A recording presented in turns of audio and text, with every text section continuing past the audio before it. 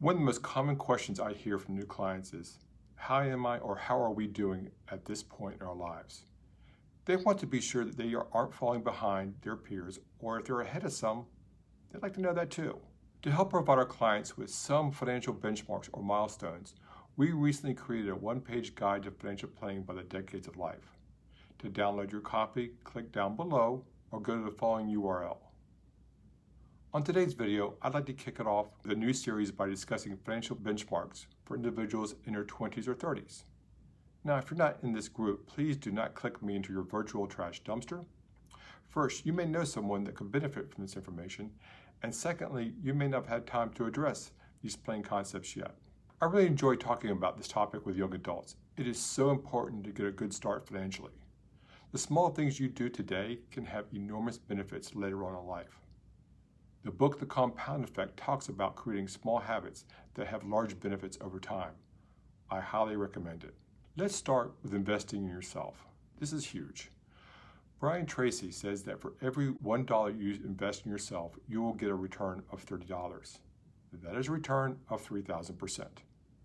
As a financial planner, I'm going to list on the screen current investments that could potentially rival this magnitude of a return. Did you catch that? Let me show it to you again. Now, for the Beatles, hip hop, or EDM enthusiast who want it played backwards, here you go. Seriously, there are no investments that come close to that amount of return. Opportunities to invest in yourself can be found in education, acquired skills, or just stepping out of your comfort zone. So how much should you invest in yourself? A good starting point is 3 to 5% of your income.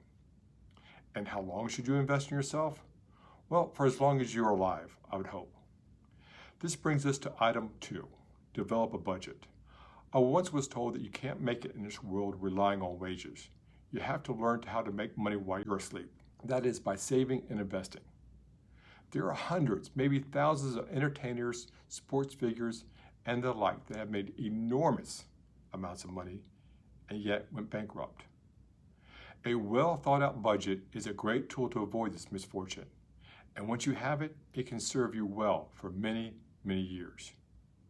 You can start with the investment in yourself as a first budget item. When you start to accumulate your savings, your next step will be, where do I invest?